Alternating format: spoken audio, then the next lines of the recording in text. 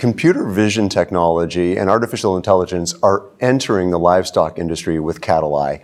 Terry, how are you helping improve the welfare of the animals at the same time you're helping the farmer's bottom line? We have developed really clever machine vision AI technology which takes footage from cameras as they monitor dairy cows. So the dairy cow walks under the camera, and then we pull the footage up into the cloud where we run this footage through various neural networks, and they tell us things about the cow. So they tell us which ID the cow is, so we can tell the farmer, but they also tell us if the cow is suffering any pain. So if they've got sore legs or sore feet, then the system will highlight that so the farmer can take action and fix that problem. When you analyze the image of the cow, what are the indicators you're using to figure out that the cow's in pain? We've patented our particular approach. So we've a number of neural networks. The first one, if you can imagine, we're just starting off with a video footage, just something you could pull off your camera. The first network segments out the cow, so it finds the cow.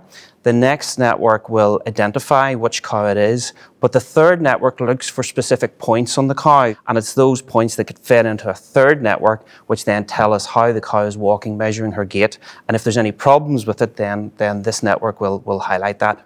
So legitimately a cow will wobble or behave differently if they're in pain. Exactly. And then after you detect that, what are you helping the farmer do? The farmer has an app, and on that app, it gives him an overview of the general lameness levels on the herd. So there's certain, it's just a KPI like any other KPI, and most farmers would like to be below about 10%, so 10% of the cows lame. And what we then do is highlight any cows that A, are lame, or look as though they're becoming lame. So they can then take action, and they'll have somebody on farm that can maybe hoof trim the cow or treat it, take action, and then repair that cow. In terms of the output improvement that you're helping achieve for farmers, what have you seen so far? Yeah, so we've seen one farm in particular reduce their lameness levels from 25% down to 12%, and that actually is a saving of over £100 per cow per year. But also associated with that saving is a reduction in the carbon emissions per litre of milk, which we equate that about 0.6 tonne of carbon per cow per year taken out of that particular farm's carbon footprint. I mean, that sounds like a very significant number. Can you give me a sense of what is the overall impact on climate change that'll drive? Yeah, well, if you think that, the figures vary from country to country, but you're looking at potentially dairy giving about 10% or contributing to about 10% of the world's greenhouse gas emissions. If we can reduce that, we think we can reduce it by about 4%. So we could drop that figure from 10% right the way down to 6%. And everybody's happy because the cow's being better looked after, so it's got less pain. It's also producing more milk, and the farmer's, he's got more money in his pocket at the end of the day. So everyone's a winner from this one. How receptive are farmers to addressing the climate change challenge we all face? Well, it's a triple bottom line, because not only are you impacting climate change, but you're also making more money. So the farmers are very receptive to that, and of course monitoring and improving animal welfare. So I think they're aware that they need to become more efficient to make more money, but they are aware of consumer demands. They're definitely receptive to it. What other livestock industries can the CattleEye technology be used for? We're looking at beef cattle in particular, so that's the easier if you like, transition for us, because our networks can find cows, so they can find beef cattle as well. And we can look to maybe find the optimal time for those animals to be harvested, so they're not being overfed.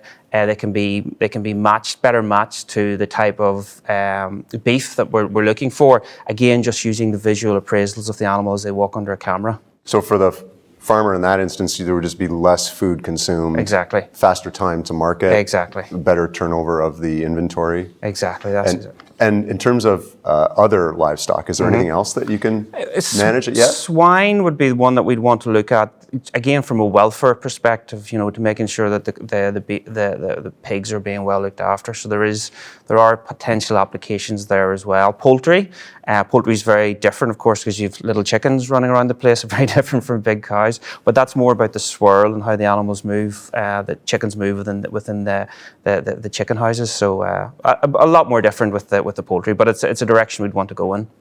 From here, there seems to be a lot of other applications for gait analysis using computer visioning tech.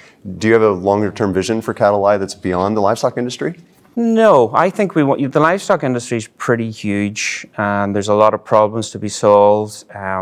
there's a massive amount of efficiencies to be gained, and we've a big problem with carbon emissions, and we need to increase efficiencies to reduce those carbon emissions. So really our focus will be on the livestock industry. And did you ever envision getting into the farming business yourself? Well, I come from a dairy farm originally, so I was the second son.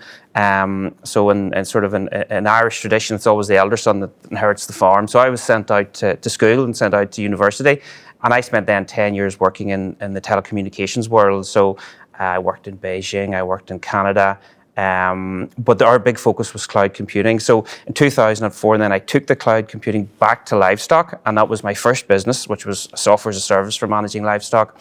And I grew that up over 10 years until we're managing about 4 million cattle, and then I sold that in 2015. So I kind of came away from the industry, came back with fresh ideas.